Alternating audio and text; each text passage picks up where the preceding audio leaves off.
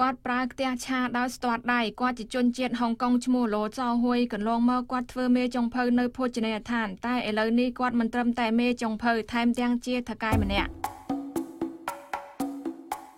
យកបន្លែជ្រក់បំពងឲ្យស្រួយបន្ទាប់មកឆាជាមួយបង្កងតូចឲ្យបង្កងកាន់តែមានឲ្យជារសផ្អែមម្ហូបឆាបង្កងតូចនេះគឺជារសជាតិម្ហូបហុងកុងពិតៗឯម្ហូបមួយទៀតគឺស៊ុបសាច់គោ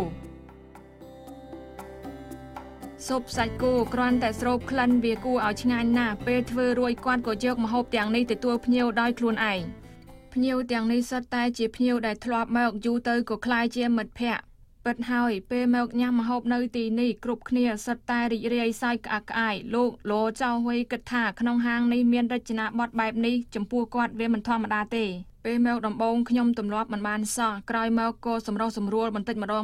ងអំពីរបៀបរស់នៅអ្នកតៃវ៉ាន់ដំបូងគិតថាមកតៃវ៉ាន់ស្នាក់នៅបណ្ដោះអាសន្នតែដាក់ចិត្តនឹងនៅហើយស្រាប់តែស្នាក់នៅ20ឆ្នាំតែម្ដងដំបូងខ្ញុំធ្លាប់ធ្វើការនៅក្នុងផ្សារទំនើបខ្ញុំធ្វើនៅក្នុងផ្សារទំនើបប្រហែលជារយៈពេល10ឆ្នាំជាងថ្មីនេះទើបចង់ចេញមកស្វែងរកសហគ្រិនផ្ទាល់ខ្លួនគាត់ធ្វើចុងភៅបម្រើគេជាច្រើនឆ្នាំទីបំផុតក៏គិតថាខ្លួនត្រូវស្វែងរកអាជីពផ្ទាល់ខ្លួនហើយមិនចាំបាច់មានហាងធំទេសំខាន់គឺម្ហូបឆ្ងាញ់នៅក្រោមការគាំទ្ររបស់ភរិយាគាត់ក៏សម្រេចចិត្តបើកហាងរកស៊ីផ្ទាល់ខ្លួនពេលបើកហាងដំបូងពីព្រោះពួកខ្ញុំគ្មានម៉ាកសម្គាល់ដូច្នេះការរកស៊ីដំបូងមិនសូវរីកចម្រើនទេប៉ុន្តែខ្ញុំគិតថាយកចិត្តទុកដាក់ធ្វើប៉ុន្តែឥឡូវនេះមានភ្ញៀវច្រើនគ្រាន់បើភ្ញៀវជាច្រើនពួកគេត្រឡប់មករកពួកខ្ញុំវិញការបោះជំហានស្វែងរកសហគ្រិនផ្ទាល់ខ្លួនវាមិនមែនជាការងាយស្រួលទេប៉ុន្តែសំណាងដែលគាត់មានភរិយាដ៏ទន់ភ្លន់គាំទ្រគាត់កំដរក្បែរខ្លួនគាត់